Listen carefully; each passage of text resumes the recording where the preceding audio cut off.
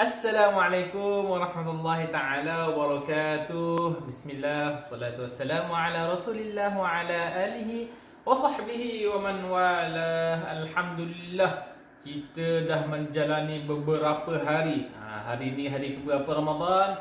10 dah lepas. 11 ke 12? 12. Rasanya 12. Maksudnya esok adalah hari ke-12 Ramadan. Kita sama-sama kena menghayati bulan Ramadan ni, bulan yang special untuk kita. Special untuk orang yang hafal Al-Quran. Bukan bulan-bulan yang biasa. Kan bulan-bulan biasa tu kita sama macam tahap orang lain. Tapi tak, orang yang hafal Al-Quran adalah orang yang betul-betul dapat menikmati indahnya Ramadan. Lagi-lagilah musim-musim kita duduk kat rumah ni, masa ni lah kita nak tunjuk hero kita. Hero macam mana? Masa ni lah kita jadi lebih pada orang lain sebab kita jadi imam. Masa ni lah kalau adik-adik, kakak-kakak yang duduk rumah, masa ni lah hero jadi heroin macam mana? Dapat betulkan bacaan adik-adik dekat rumah, dapat betulkan bacaan sama-sama dengan mungkin baca ibu, ayah, sama-sama kita tadabbur Al-Quran sama-sama kan di rumah. Itu satu peluang yang sangat besar kan. Jadi Al-Quran pula. Jadi bulan puasa ni, hebat tak hebat dia tu banyak ganjarannya. Tapi kita kena ingat, berapa ramai orang yang puasa, keluar daripada bulan puasa ni nanti, apa yang dia dapat? Hanyalah lapar dan dahaga. Cuma kita kena ingat, kalau sekadar lapar dan dahaga, apa functionnya kita puasa ni? Tak, bukan maksudnya macam tu. Kita kena menghayati apa yang kita nak kena. Apa maksud Ramadan? Apa kesungguhan yang ada dalam Ramadan? Kita kena hayati betul-betul. Lagi-lagilah bila kita bermujahadah untuk menghafal Al-Quran, nak kejar hafiz Al-Quran. Nak kejar hafiz Al-Quran dalam masa berapa bulan lagi? Tak apalah, habis PKP ni sambung lagi 3-4 bulan, habis Al-Quran, khatam Al-Quran. Bulan puasa, bulan mujahadah. Lagu tu macam lagu apa? Bulan puasa.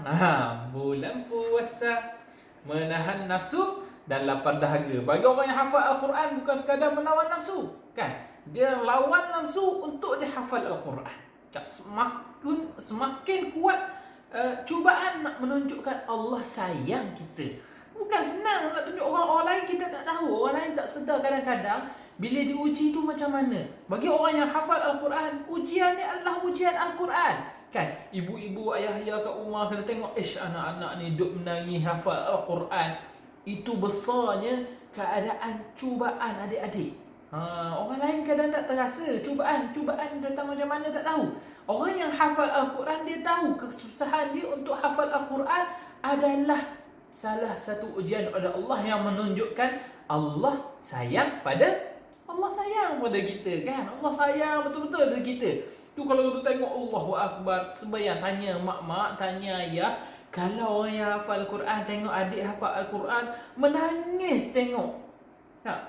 Menangis mak ayah tengok kita baca Al-Quran. Sebab apa? Kita nak dapat hafal Al-Quran, diberi ujian oleh Allah Subhanahu Wa Taala untuk hafal Al-Quran sampai menitik air mata kita, kan? Ustaz dapat banyak gambar-gambar perkongsian daripada mak ayah. Ada yang hafal Al-Quran atas pokok, ada yang hafal Al-Quran atas atap, ada yang hafal Al-Quran macam-macam cara. Bila duduk di rumah ni macam-macam cara. Carilah, buatlah apa-apa yang menunjukkan kekreativitian. Asalkan sabak harian hantar.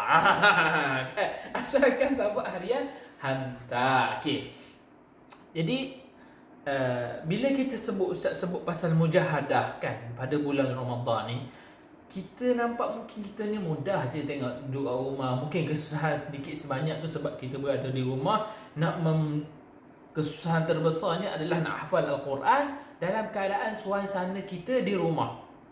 Alhamdulillah kalau kat rumah tu adik-beradik semua kita ada yang hafal Al-Quran, sama-sama tunjuk, sama-sama tolong kita. Alhamdulillah, kena bersyukur banyak-banyak. Kita berjaya membina suasana tu. Kalau yang ada di rumah tu, mungkin kita yang hafal Al-Quran, ada yang mungkin mak ayah sibuk dan sebagainya, tak sempat nak bersama dengan kita untuk membina keadaan bi'ah suasana tu, kan? Bila sebut tentang mujahadah tadi, kan, mungkin ujian tu kita nampak itu adalah ujian kita orang yang hafal Al-Quran. Tapi pada zaman Rasulullah sallallahu alaihi wasallam, kan ustaz hari ini nak menyebutkan tentang mujahadah tadi. Kalau pada zaman Rasulullah sallallahu alaihi wasallam diuji pada bulan Ramadan dengan banyak peperangan. Ada 5 peperangan besar yang berlaku pada bulan Ramadan.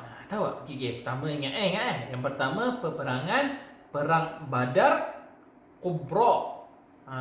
Satu Badar Kubra. Okay. Yang keduanya adalah peperangan Khandaq, peperangan parit. Parit, orang yang gali parit catukan dengan nanti saya ceritakan.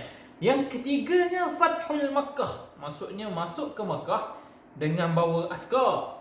Tapi disebut dengan tapi tak ada berlaku juga, tapi tak berlaku peperangan besar, kan? Nak pergi masuk ke Mekah, nak menghancurkan segala jenis patung-patung yang ada, kan? Okay. Yang ketiganya Fathul Makkah. Yang keempatnya peperangan Ain Jalut, yang ni disertai oleh Rasulullah sallallahu alaihi wasallam. Dan yang kelimanya peperangan Ain Jalut. Okey, tak, peperangan Ain Jalut bukan bersama Rasulullah. Okey. Peperangan nanti Ustaz clarify, kan. Yang kelimanya adalah perang Tabuk.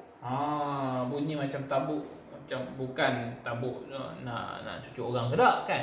Nama perang tu perang Tabuk, nama tempat. Okey. Yang pertamanya tadi perang Badar Kubra. Perang Badar Kubra ni sangat-sangat dahsyat semua sekali, kan. Macam mana gombolan orang boleh semua sekali macam ni sekarang ni, kan. Kita orang yang hafal Al-Quran, tapi ramainya ujian, ramainya orang yang bersatu padu nak menghancurkan kita, nak menyesatkan kita, nak menghancurkan Islam. Rusak kait dengan Al-Quran tak? Masa Nabi Muhammad sallallahu alaihi wasallam dulu, kan, orang kafir Quraisy ni terdiri dalam 1,300 orang menentang orang muslimin pada peperangan Badar sebanyak dalam lingkungan 301. Kalau Ustaz tak silap, kan, 301 orang lawan 1,300 orang, kan.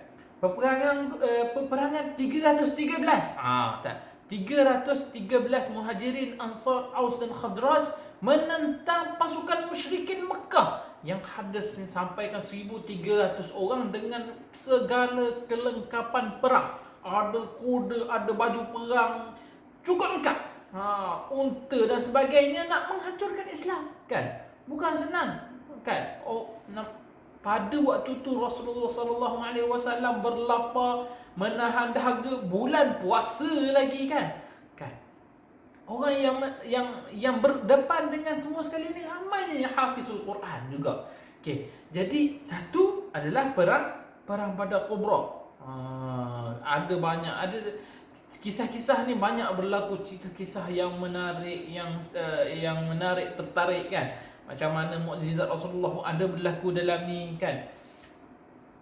Ustaz nak fokusnya pada peperangan, kan. Mujahadah besar dalam peperangan ni terlalu banyak ujian-ujian. Okey. Jadi yang keduanya adalah perang Khandaq. Okey.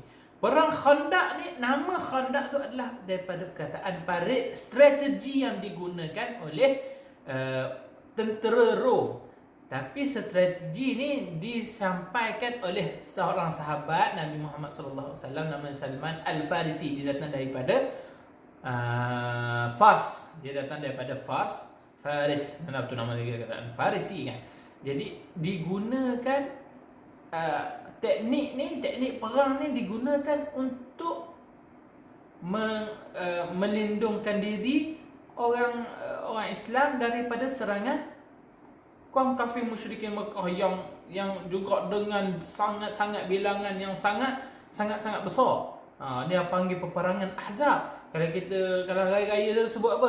Wa hazamal ahzab wahdah. Maksud situ perkataan Ahzab tu nak peperangan tu, tentang peperangan yang Allah Taala hancurkan segala gerombolan kafir musyrikin Mekah dan kaum kufar. Yang ketiganya pada Fathul Makkah. Fathul Makkah ni banyak cerita-cerita yang menarik, kan. Pada bulan puasa juga, kan.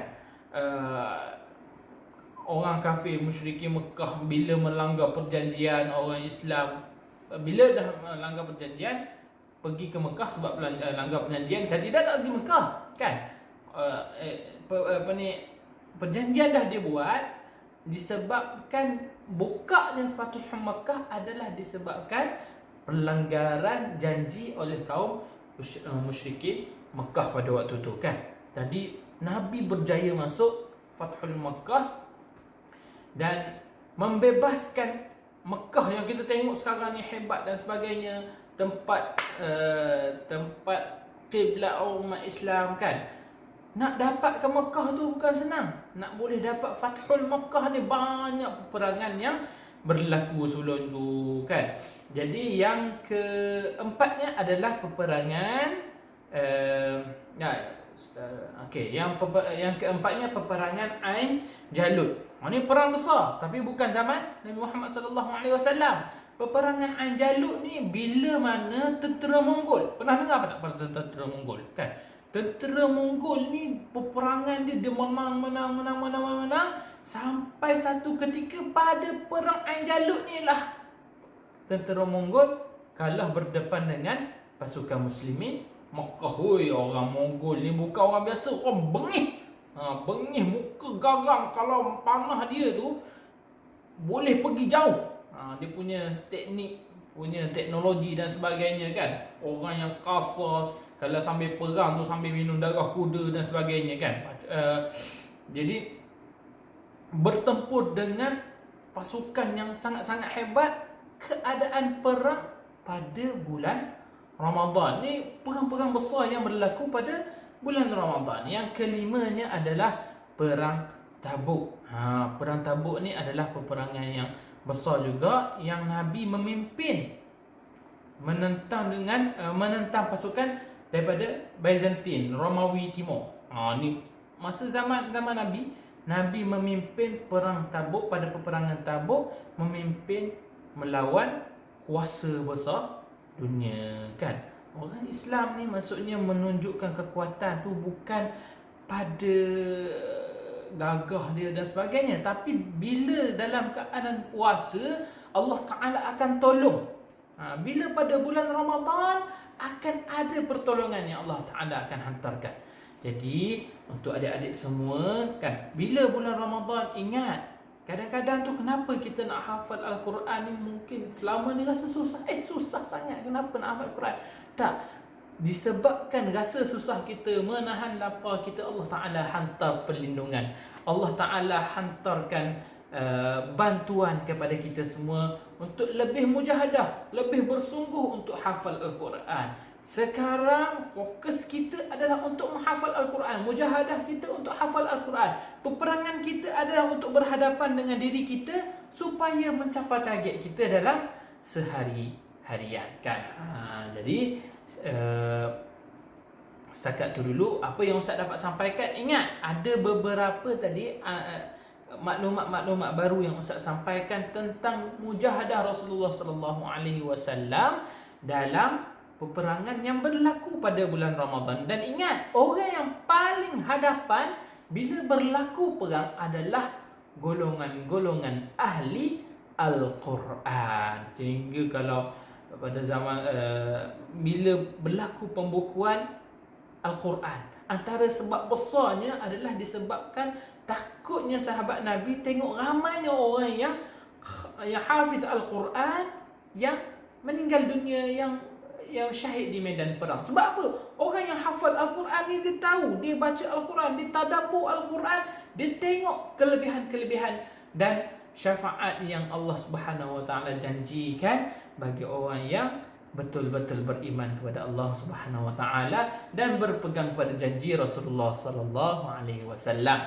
Jadi insya-Allah ingat janji Rasulullah sallallahu alaihi wasallam pada adik-adik semua, bila hafal Al-Quran apa dia? Semua orang tahu, semua masuk akmal, semua tahu apa yang Rasulullah sallallahu alaihi wasallam janjikan kepada para penghafal Al-Quran. Insya-Allah pada bulan Ramadan ni bila kita hafal Al-Quran, Allah Taala akan menghantarkan bantuan, memudahkan ingatan, menguatkan daya fikiran kita insya-Allah. Jadi setakat dulu apa yang Ustaz dapat sampaikan. cuba berusaha sungguh-sungguh. Mujahadah datang daripada diri kita. Kalau kita tak tolong diri kita, kita tak perangi nafsu dalam diri kita, tak ada orang yang boleh menolong kita. Jadi setakat itu dulu yang Ustaz dapat sampaikan. Wabillahi taufiq wal hidayah. Wassalamualaikum warahmatullahi taala wabarakatuh. Assalamualaikum.